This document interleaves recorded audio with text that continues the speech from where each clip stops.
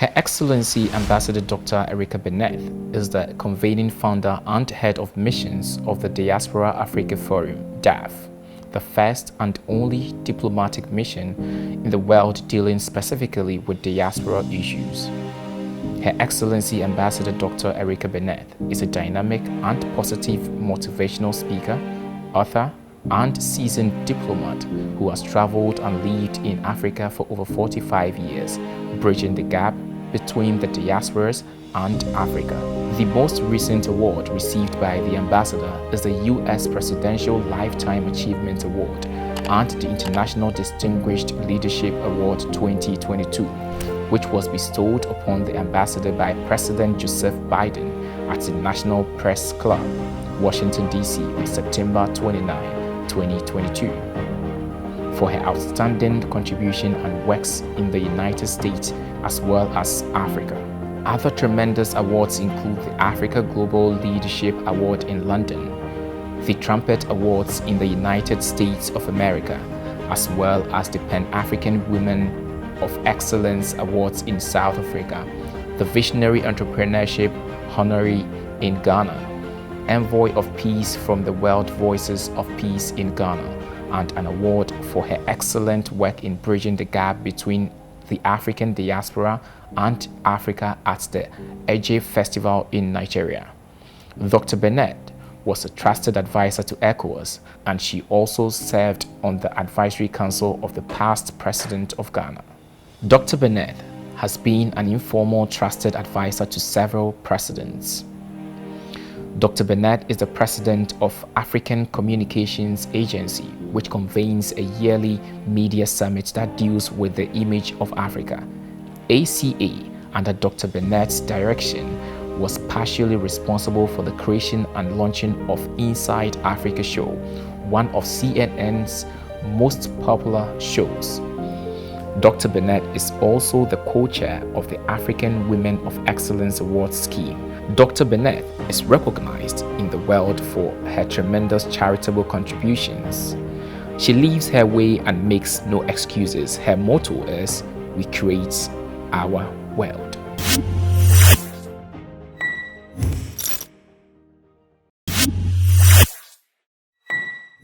Ambassador Dr. Erieka Bennett, it's an honor and a great privilege to have you today on the 54 by Africa News Now. And let me start by commending you for the good works that you've done over the years in ensuring that Africa unites with her diaspora, both continental and historical diaspora. To kickstart, can you share with us your journey and the pivotal moment that led to you becoming an advocate for African diaspora relations? Well, thank you. Thank you so much for having me, and thank you so much for us to be able to tell our story. And we're very, very excited and appreciative of that. Well, Africa is not for all the diasporas. Let me make sure you understand that. There's two types of African diaspora. My group, taken from slavery, we're considered the historical diaspora. Your group, Ghanaians, Nigerians who leave Africa for work, study, or greener pastures, you're considered the continental diaspora. So how the journey started is that the heads of states came together and they said, we've got to have some kind of movement to begin to attract our diaspora, our African diaspora. There's almost 300 and something of us around the world. And one of the things is that 60% of our professionals, our doctors, our lawyers, our teachers, our nurses, they're outside of Africa helping build other countries. So the heads of states understood that, and they understand that. And so President Kufuor and President Wade, at the Durban conference, President Kufuor went to President Wade, who was the head of the committee at that time, and he said, this Dr. Bennett came to me and said, don't forget the diaspora. And so he told that to President Wade, and President Wade said, we will not only not forget the diaspora, we will say that they're the sixth region of Africa. So that's how the sixth region of Africa was born. And it's taken us some time to really get it going, through the AU, but it's now recognized as the sixth region. And I'll talk about how we created the sixth region flag. And then you'll show that, to the viewers. And basically that's the beginning of the journey. President Kufuor gave us a land grant here, and we built this building here. President Kufuor in 2007 gave us the land grant, and we built the building here. And that's the beginning of the Diaspora Africa Forum journey. He gave us the diplomatic status, and so we're a fully fledged diplomatic embassy, just like any of the other embassies. So that's been our journey, and that's been my journey for the last 22 years. Okay, so as a leader in the diaspora community, how would you describe the initial challenges you faced when you began your journey, and what kept you motivated? Well, I think one of the main challenges was for people to understand the benefits of including the diaspora. The benefits in terms of attracting those who've been away, both continental and historical. And so that's been a challenge for us. The heads of states definitely agreed with bringing the continental diasporans back, but it was a little challenge for them to understand the benefit of the historical diaspora. But we're there now. This government has given, and in fact it was one of the first governments to actually reach out to the historical diaspora and give them citizenship. I was one of the first ones to get that citizenship in 2016. Looking back at your path, which personal or professional milestone stands out to you the most? How did that shape your vision for the Diaspora Africa Forum? Absolutely. When you feel that you're part of a community and you have citizenship, you really are more committed to that community, very much so. Ghana is my home. Ghana is where I want to be buried here. The people in Ghana are wonderful, wonderful people, very hospitable, and I love being a senior here, I have to tell you that. Being a senior here, Ghanaians know how to treat elders. They respect elders, and so I encourage all of my elder sisters and brothers to come to Ghana, very much so. We brought Mother Fletcher, who's 110. She's one of the Tulsa, Oklahoma survivors, and she came here when she was 108. And she said this was the best experience she's ever had in her life. So Ghana, when you take a citizenship and you get a citizenship, it really does make you feel connected and committed. What would you say is your main drive behind the work you do for the African diaspora? Is there a particular personal connection or event that ignited this passion? I don't know if there's one thing, but I know one of my heart projects is our Junior Ambassadors program. This is a program where we take young people around the world. I work with the different embassies and we get visas for them, and we take them from here and they're being hosted by other countries. And to see that change these young people's lives, our first 6, we took them to the US. And they're from rural areas, the areas that they're from. They didn't even have electricity. They had never even been to Accra. And they came to Accra, and we did the training, confidence building, customer service, and cultural training with them. And we took them to the US. Those 6 are now, 2 of them are medical doctors. Another one is an electrical engineer in Russia. Another one is a IT expert in Japan. So all you have to do is really expose children, and particularly Ghanaian children. Ghanaian children are very, very smart and brilliant anyway. So that's one of the programs that's really one of my heart programs that I really, really, really enjoy. We've also started a training center. We have 2 training centers in Ghana where we actually train people on, particularly the youth, on life skills and cybersecurity and customer service. So those are the kind of things that really, really make me personally feel that my life is worth living. I'll be 75 in April, and so I work now for my legacy, the lives that we can touch and the difference that I can make. When I leave, I want people to know I was here. With what you've already shared, we learned that the African diaspora is vast and diverse. Vast in the sense that we have numbers hovering around 250 million people in the African diaspora, and we come to diverse, and then ethnicity. We have over 3,000 ethnic groups in Africa. We have over 2,000 languages spoken across Africa. So what steps did you take to ensure that the Diaspora Africa Forum could truly represent and address the unique needs of people across the diaspora? Well, let me say 2 things. One is this embassy, we never had it before. So there was no blueprint that we could follow which says if you do this, this is what would happen. So we did make some errors and that kind of thing. And one of the main things I think that we've now realized, I had a health challenge, and that was the best thing that could have happened to me, because that motivated me to understand that it can't be built on personality.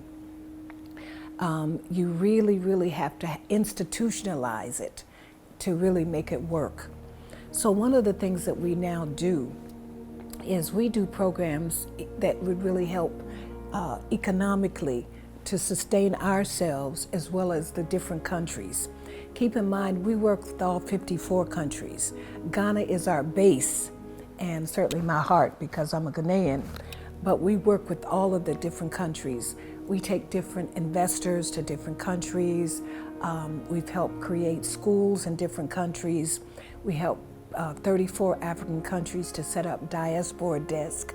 So these are just some of the kinds of things that we have done, through the Diaspora Africa Forum. Well, basically, the setting up of the diaspora desk in the different countries, basically the youth empowerment program, the 2 training centers that we've set up, we're getting ready in October to do a diaspora investment summit where we're going to be inviting diaspora investors to actually come and look at projects and programs in Ghana. All right, so the Diaspora Africa Forum has been a significant player in fostering connections across the continent and its diaspora. Can you highlight some key milestones the organization has achieved since its funding? Since its funding? Yes. What do you mean since its funding? Now, keep in mind, I want to clarify that point. We fund ourselves. We do not take money from the African Union. We haven't taken money from the different governments, that kind of thing. We fund ourselves through programs and projects and that kind of thing. So that's how we fund ourselves. We think it's very important to be able to do it and set it up the way we want to do it. And so when you're paying, you have to pay the cost to be the boss. So that's one of the things that we're very clear on. Now we do programs and projects, and so we do get funding for programs and projects, but basically the Diaspora Africa Forum is self-funded. It's self-funded. Most embassies, the American embassy, the French embassies, the Italian embassies, they get money from governments. They get money through the visas and that kind of thing. But with our embassy, as I said, we're the first and only one who we have to get funds for ourselves. And that's through different programs and projects. Now we do have some supporters, people who have really donated to our mission as well. We have 2 walls that I want to talk about. This wall over here, and I'd like you to take some pictures of that. That's called the Sankofa wall. Sankofa means come back to your roots. And we have some really significant names on that wall. We have Harriet Tubman, Rosa Parks, John Lewis, and Michelle Obama's mother and father, and of course my mother and father. And so people contribute to that wall. Then on this side, we have the supporters wall. We have people like Reverend Jackson, Ambassador Young, really some dynamic who have really supported what we're doing as well. So that's how we really funded ourselves and fund ourselves. Dr. Bennett, in recent years, we have seen African countries working hard to boost trade, innovation, and investment. How has the Diaspora African Forum contributed to these sectors, particularly in areas like entrepreneurship, education, or infrastructure development? We have 2 football teams. And the football teams, what we do is that we work with the different embassies to get their visas, and we've taken them to Europe, we've taken them to the US. And these boys, and we set up a program called Education Through Sports. We encourage these young people not to just play football, but to get an education, either a skill or something, in case, they don't become the huge superstars. So that's another one of my heart projects too.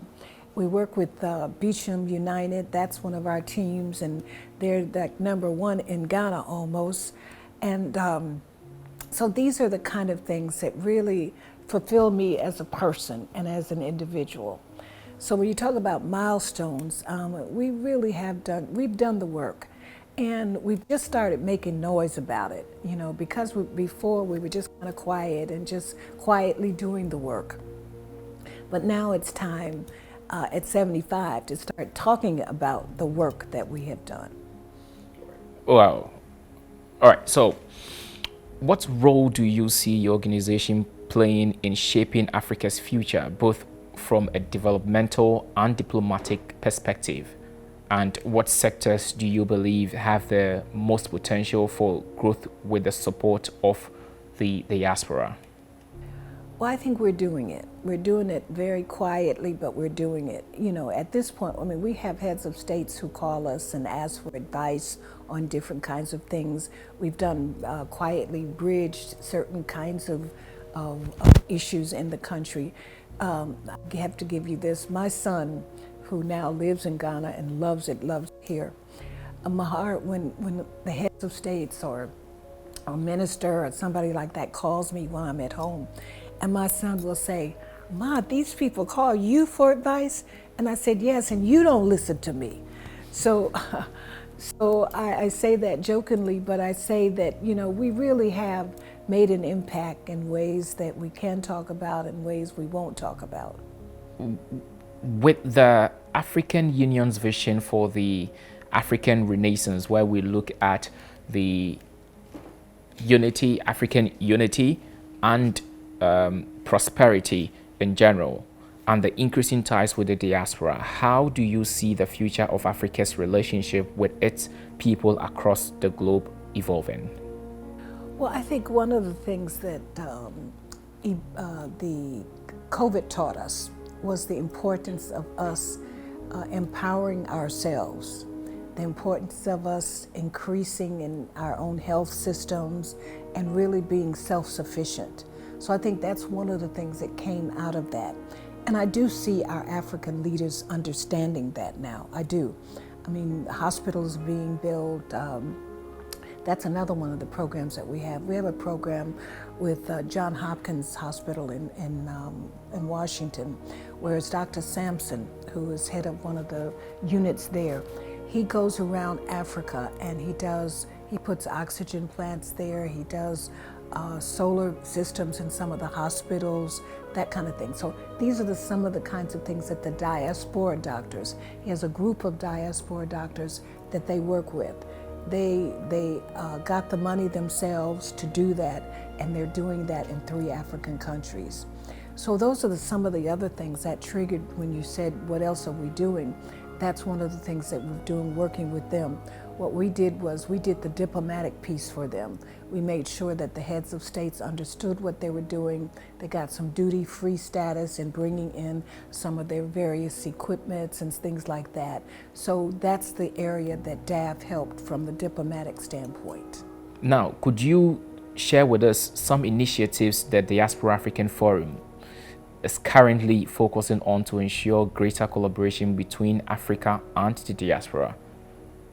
Are there any upcoming projects or partnerships that you may want to highlight? Economically, socially, all of the diasporans have so much experience from abroad. Like all of our programs, we make these young people sign an agreement with us that once they've gotten their training, once they've gotten their education, they're going to come back and do something in their villages.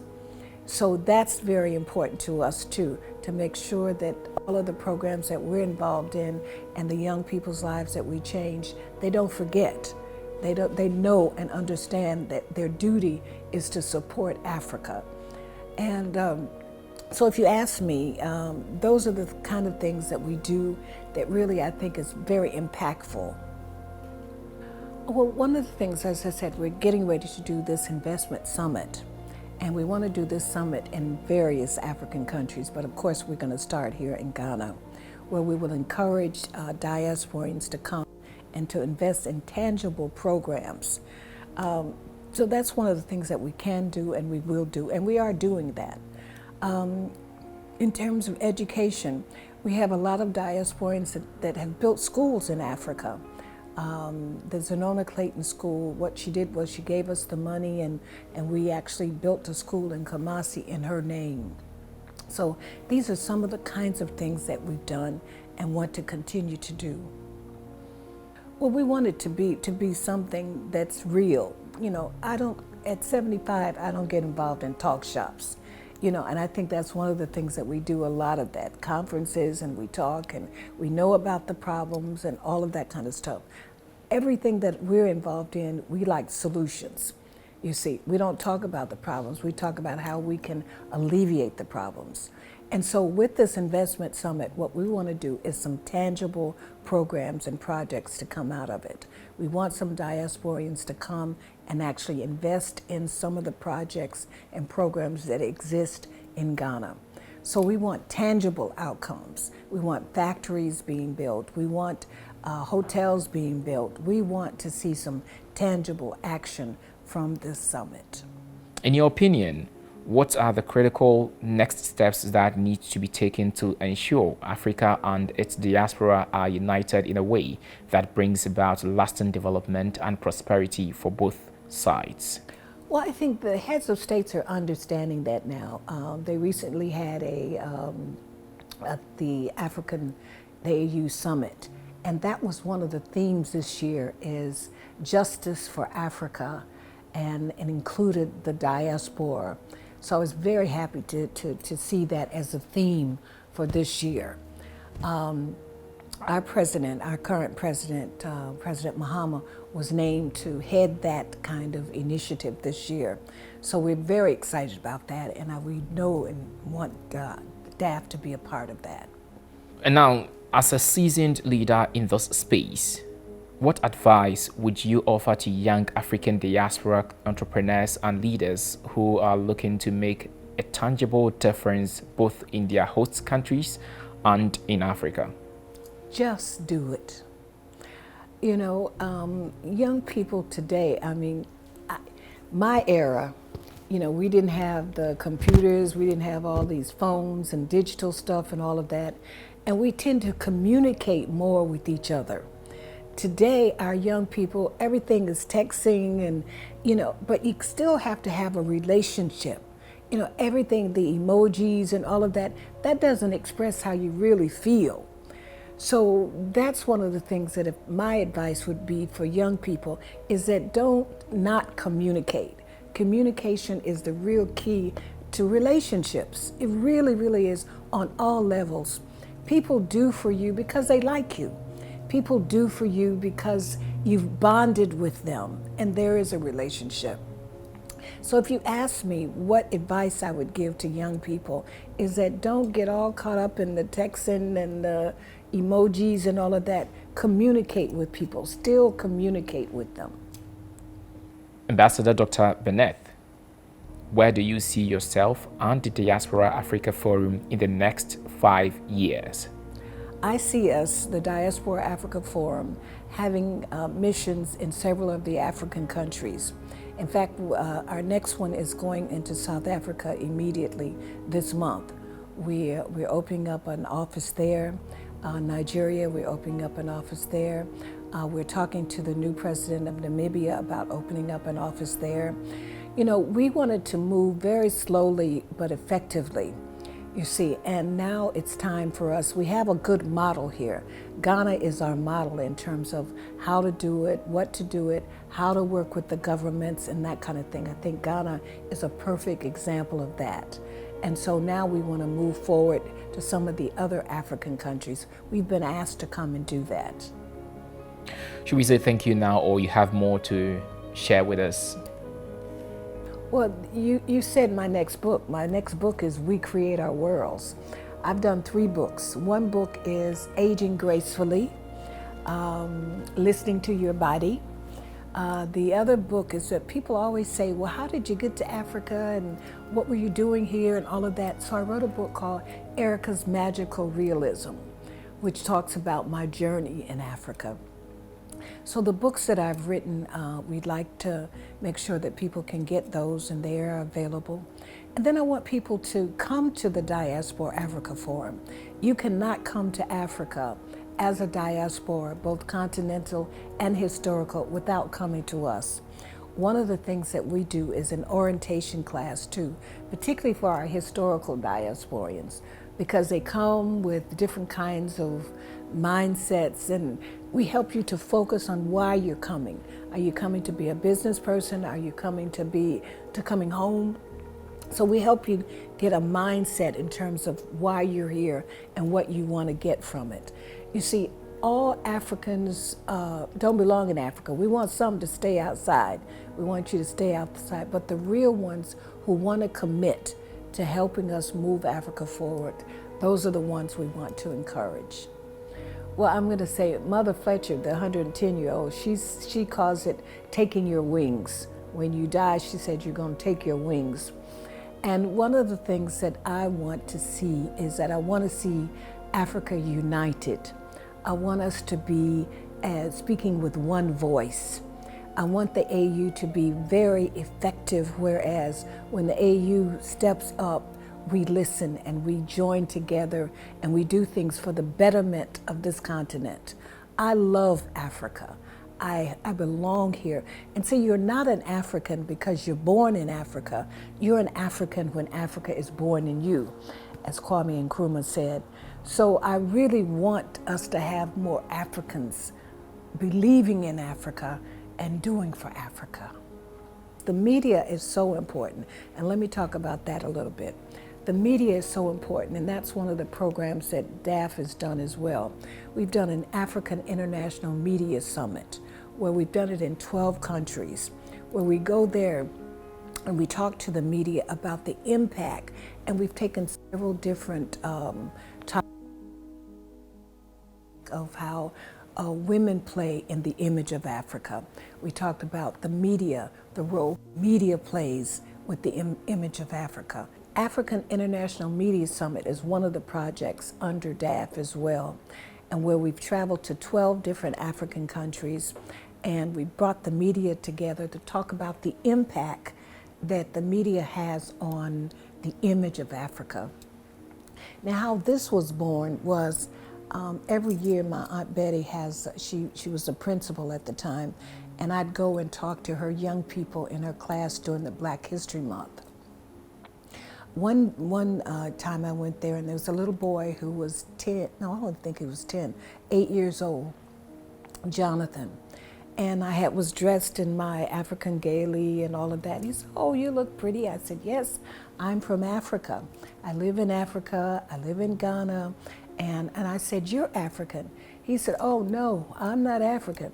He said, the African leaders, they killed their people, they starved their people, they, flies are all on the babies, and no, I'm not African.